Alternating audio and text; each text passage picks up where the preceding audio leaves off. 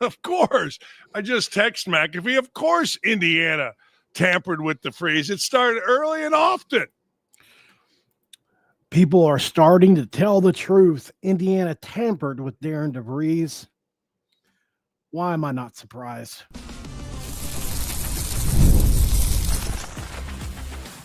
You are Locked On West Virginia, your daily podcast on the West Virginia Mountaineers, part of the Locked On Podcast Network, your team every day. And what is up, guys? Welcome back in. My name is Mountaineer Paul. I am your host. This is Locked On West Virginia. I appreciate you guys for joining in. Late night for me, especially. I'm tired. Not going to lie. I'm tired.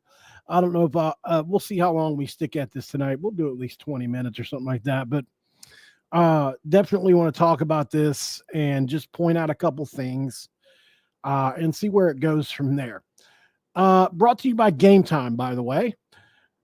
Create the account, download the Game Time app, create an account, and use code LOCKEDONCollege for $20 off your first purchase, guys. And thanks for making Locked On West Virginia your first listen, and for being a part of the Locked On Podcast Network, where we talk about your team, the Mountaineers, every single day.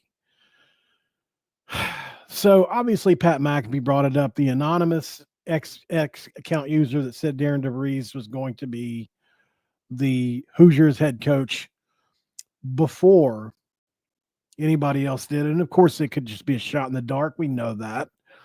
But when you really starting to go back and put some of those pieces together, it really makes sense. People are saying that Beth Getz, the athletic director from Iowa, said, look, we knew a month out that he wasn't going to be the coach.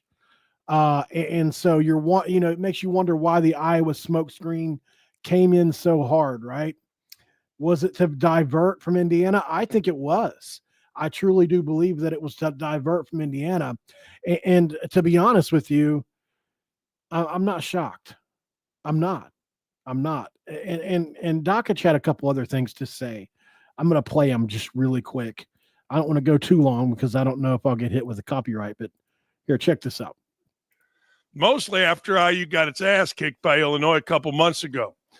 Good. About damn time Illinois or Indiana join the 21st century. Tamper your ass up. There are no rules in NCAA basketball anymore.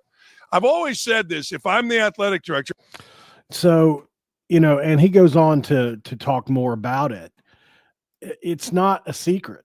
And listen, Dakich said DeVries to Indiana before anybody else did. He had to ask for Pete Thamel and other people to credit him for breaking that, because he did say that he was going to be DeVries before anybody else did.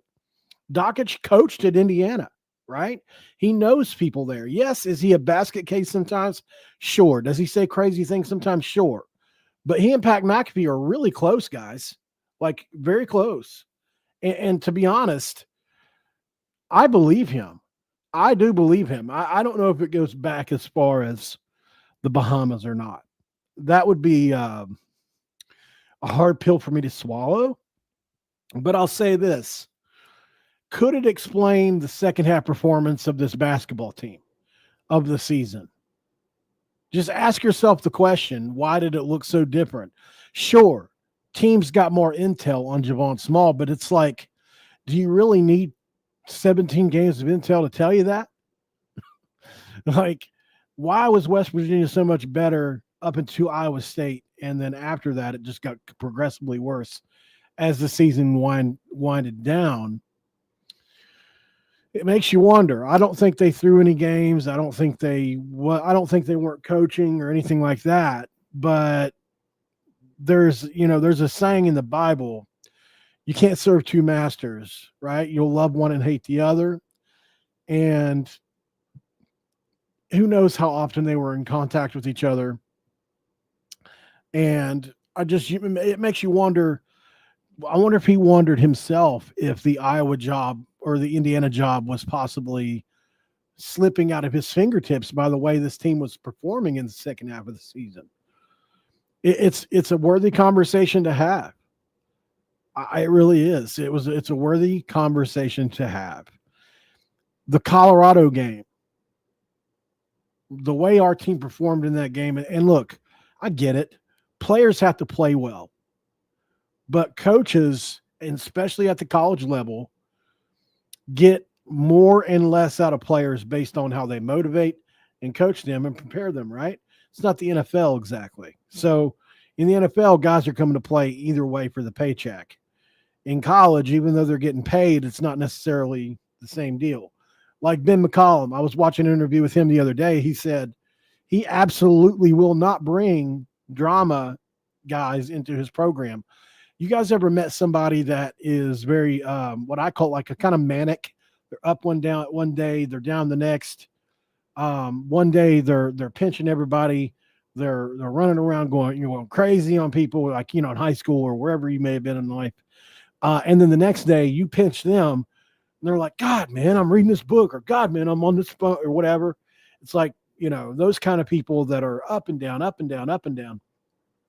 McCollum talked about that yesterday, and that those are just not the type of players he wants in his program.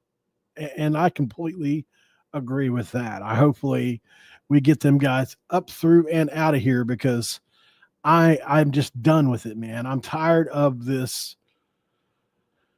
I don't know. I'm just tired of it, to be honest. I watch the live chat all the time, but I don't know how many times I have to say this. I'm not supposed to respond. It's just part of the show, guys.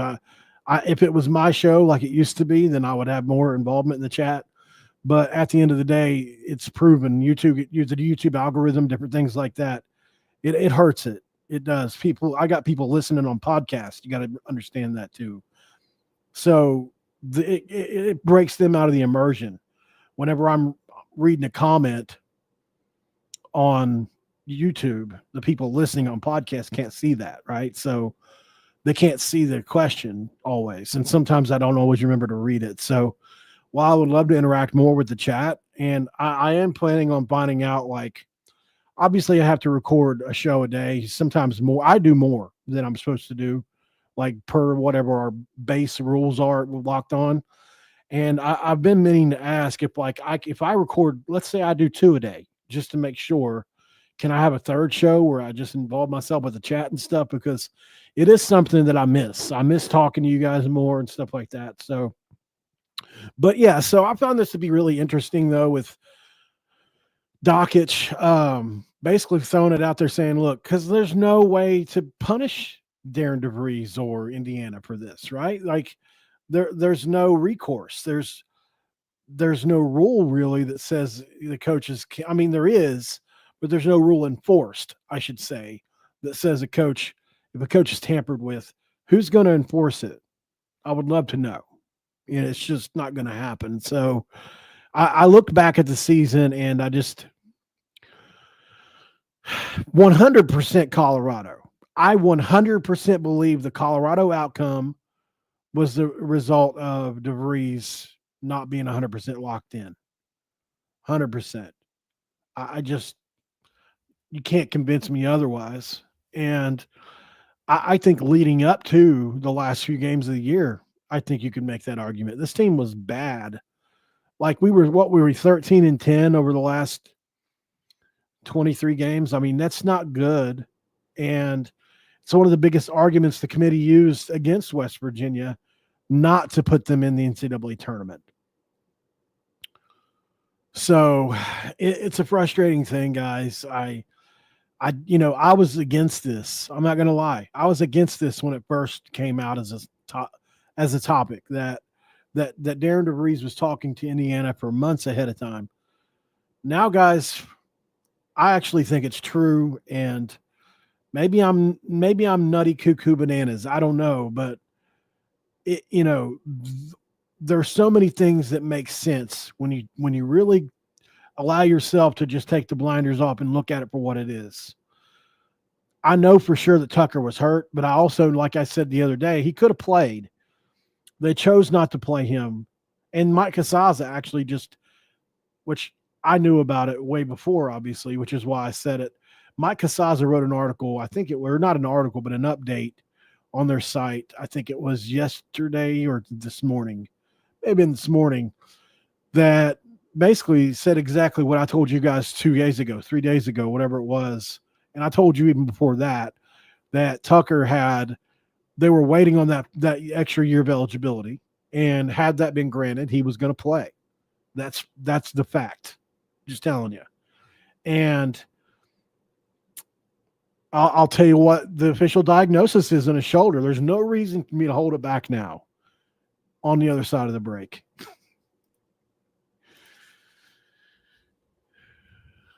And this episode of Locked On West Virginia is going to be brought to you by Monarch Money.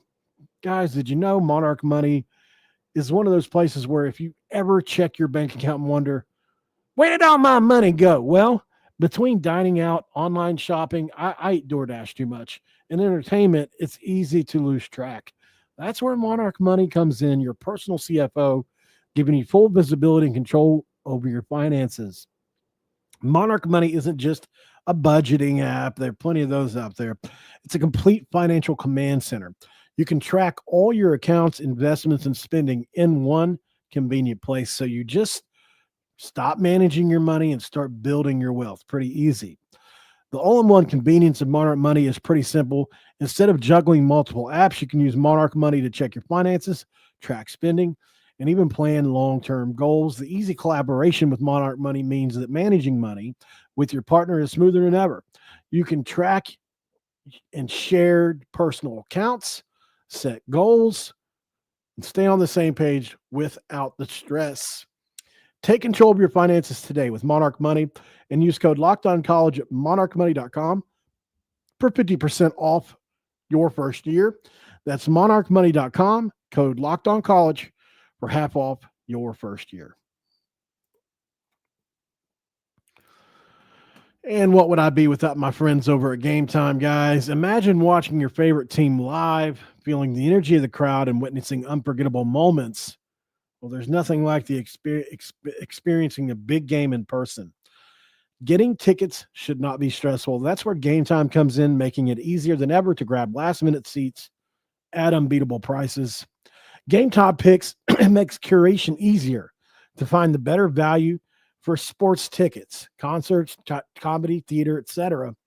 Don't forget about that all-in panoramic view where you can look at the seats in the app before you buy, and you have peace of mind with the seats, no surprise fees, and lowest price guaranteed. You can book with your total confidence. Download the Game Time app, create an account, and use code LOCKEDONCollege for $20 off your first purchase. That's LOCKEDONCOLLEGE for $20 off. Download the Game Time app today. Last minute tickets, lowest prices guaranteed. And ask yourself the question of questions. What time is it? It's game time.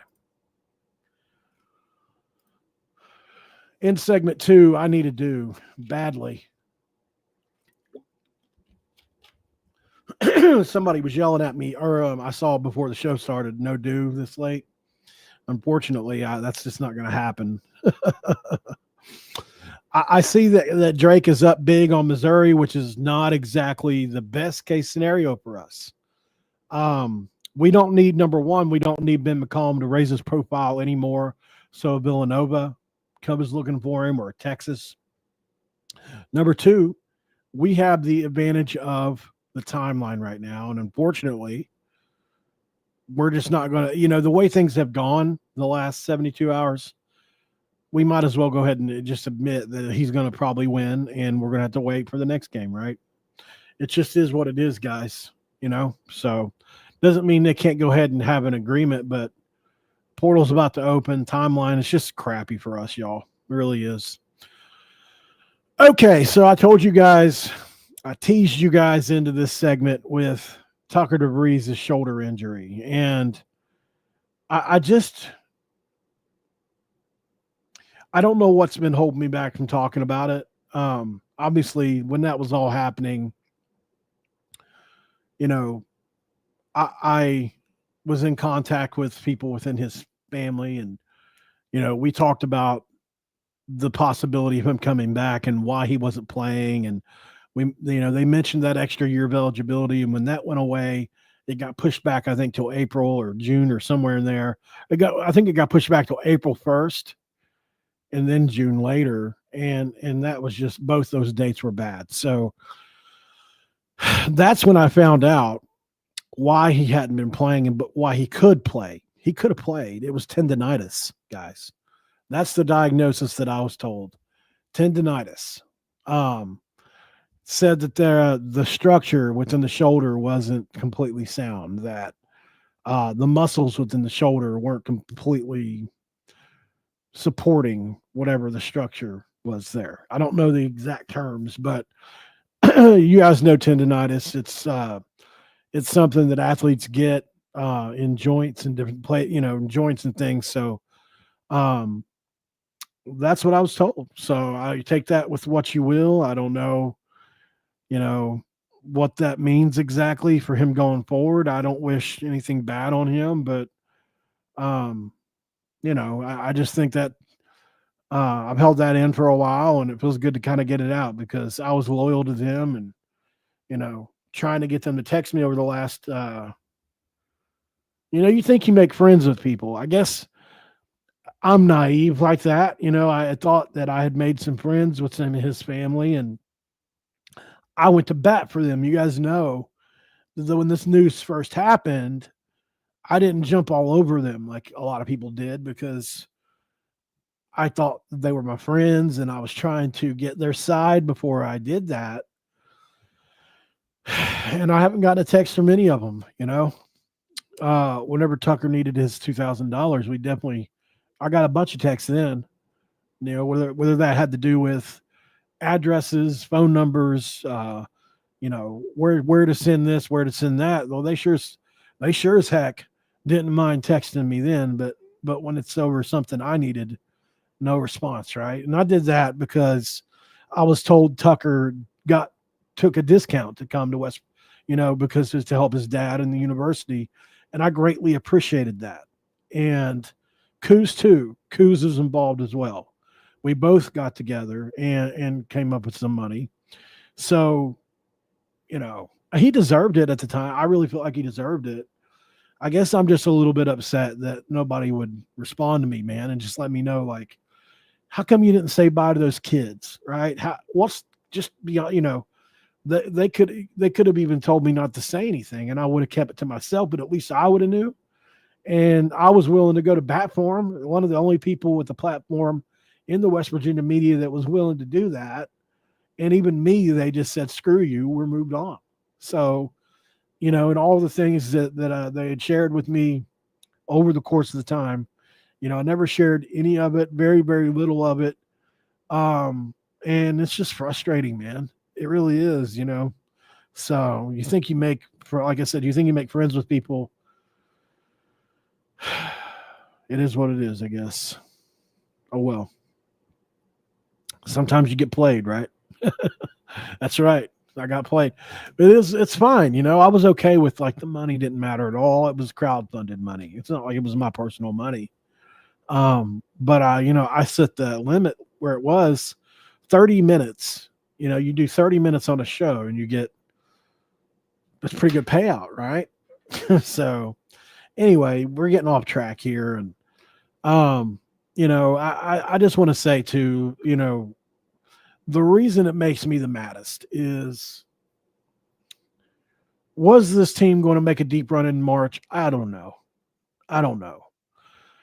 Could this team have won a couple of those games with TCU or even Colorado if Darian Devries wasn't talking to Indiana on the side? I don't know. Ultimately, I don't know why that would affect a lot, to be honest. I go back and forth on it. Like, sometimes I want to blame the second half of the season on it. And sometimes I'm like, but at the end of the day, like, Will Wade, he's going to NC State, and look what they're doing right now. They're just destroying cats.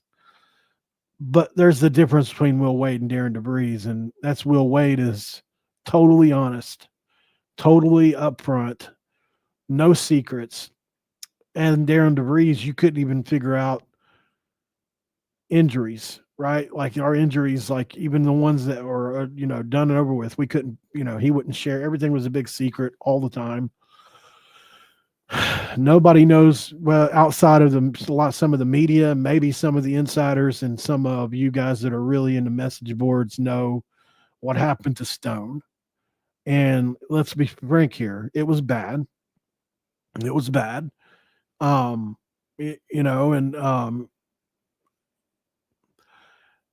just feel like, those are the guys I feel bad for.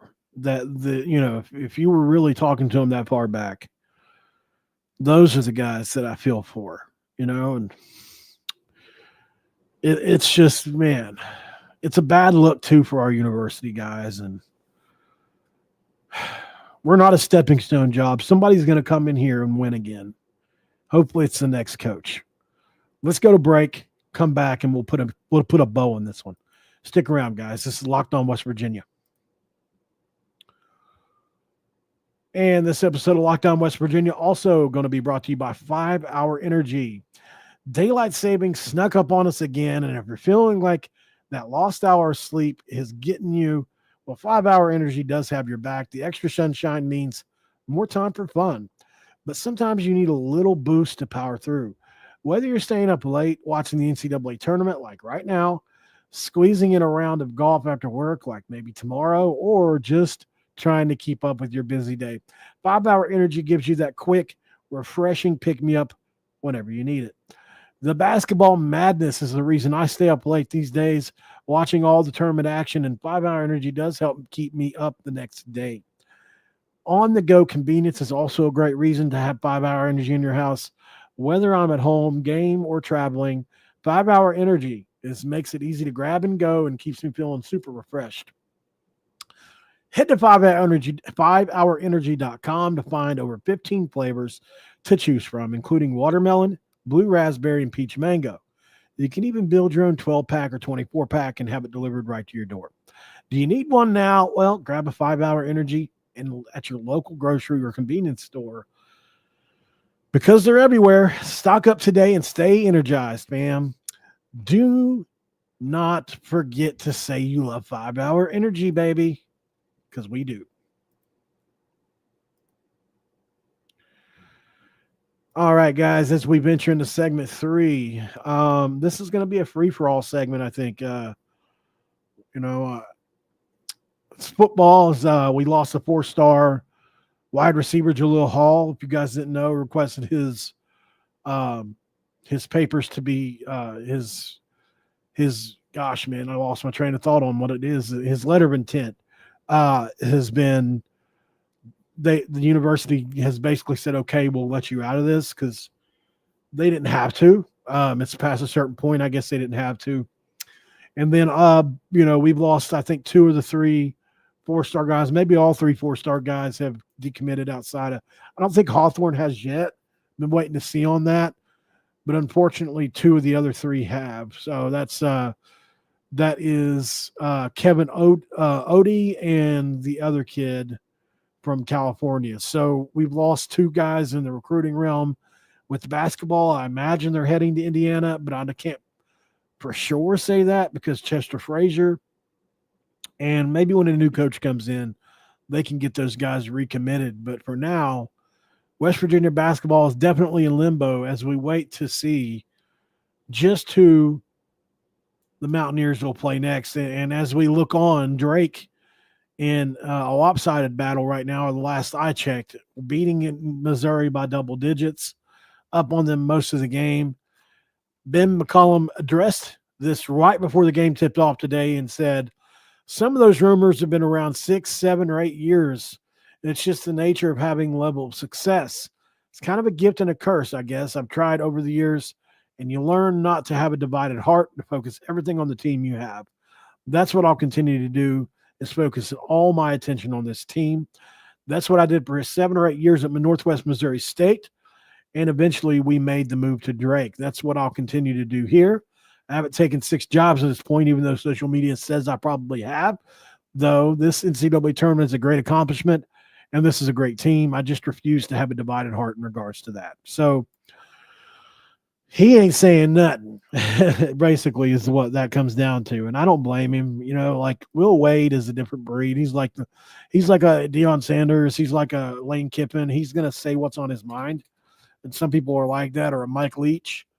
I don't know if that kind of person would work at West Virginia or not. I don't know. Maybe they would, maybe they wouldn't. It's to be determined until we get a guy like that. I mean, we kind of had somebody like that when Bob Huggins was around, but it's a little bit different.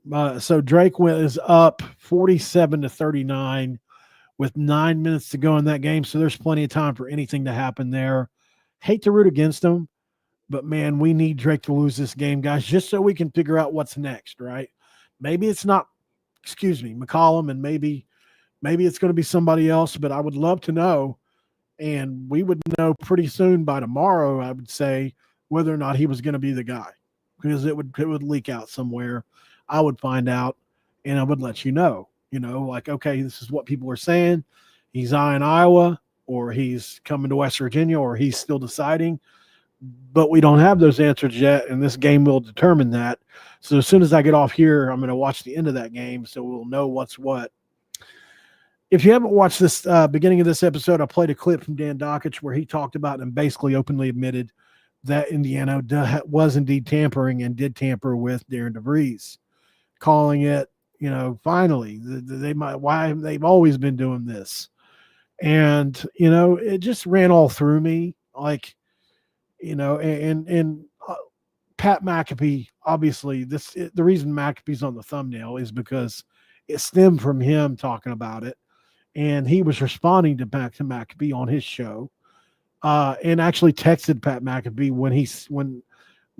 whenever he heard that segment about the tampering. So I consider that to be at least worthy of talking about, because, sorry guys. I consider that at least to be worthy of talking about, because Dakich, like I said earlier in the show, he was on top of DeVries to Indiana when it was still the Iowa smokescreen, and he had to go and call out some guys on the national media side and say, hey, where's my credit? Because he was first on it. He was at least 24 hours ahead of everybody else. And obviously we know he coached it in Indiana. So it'd be totally naive to think that he doesn't have as many connections there as anybody in the nation, more so than any national reporter would. It's just the facts, So his son played there. Or maybe not. His son may have played somewhere else. But, that's the Dakich is super plugged in with Indiana. And if he says it about them, I believe him, man. So, it's a tough pill to swallow. I think I didn't want to believe that there was tampering and that he really was just wooed there at the last minute. But, guys, that's just not true. He was looking their way for a while. And we just have to accept the fact that our season was probably not as great as it could have been because of that. That's what I believe. I mean, at the end of the day, it's on the players to perform. But like I said earlier, the coaches have to prepare them, and they have a huge hand in how they play. So I don't know if the Colorado game goes differently if Darian Devries is all in on West Virginia for next year. I don't know if the TCU game a couple weeks before that goes differently if he's all in for next year. I don't know if some of the games where our net could have been better against like Utah and other teams would have been maybe a little bit better had he been able to prepare our team better. I don't know, obviously the biggest question of all is, what if Tucker DeVries played with this team? Because the one thing I struggle to accept is, how could you watch what this team did in the Bahamas and not want them all to play together? It was obvious that this team had a chance to win 25, 26 games together with Tucker on the floor. So that's the biggest part I struggle with is, how can you remove him from that situation when, you'll be good luck finding a team that's as good as what this one could have been this year at Indiana next year. You're not going to find another Javon Small next. I almost guarantee it. There won't be another player like Javon Small in the portal next year, not as clutch and as good as he is. Javon Small, if he could enter the portal this coming year, would be the number one player in the portal, and it wouldn't be close. It wouldn't even be a close second. Not even a close second So, we smashed him up out of the park getting him this year. Unfortunately, it was only him. And we just need a guy to come in and just get it right. I miss 2010, guys. I miss those feelings. I mean, I was scared to death playing against Kentucky and Duke, those games. I was. Playing Kentucky in the Elite Eight was like the scariest thing ever for me. And then we won it. And it was like, oh my God, this is like cloud nine, right? And I'm going to leave you guys with this. Let me know in the comments below after this show. After I click end, go down and leave a comment and let me know the answer to this question. The last 48 to 72 hours, has it been worse than 2007? I want to know what you guys think of that. I'm not saying yes or no on it. That's just a question. Do you think the last 48 to 72 hours have been worse than 2007? Let me know down below, guys, and I'll see you on the next one. Have a great evening. Have a great rest of your week, and we'll talk tomorrow. Hopefully we get some news. Sorry, but hopefully Drake loses. And hopefully we get some updates on this coaching situation. We just need a coach to get in place so we can start obsessing over who he brings in and gets. I'll talk to you all tomorrow, guys. Have a good night. I'm out.